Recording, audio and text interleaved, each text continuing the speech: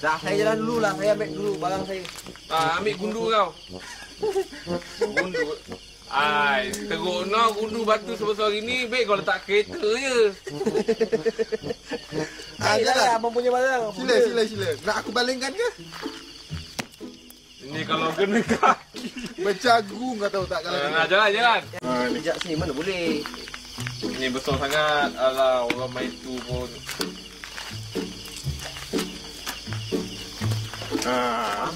Ni nama-nama tank-tank bagus ni.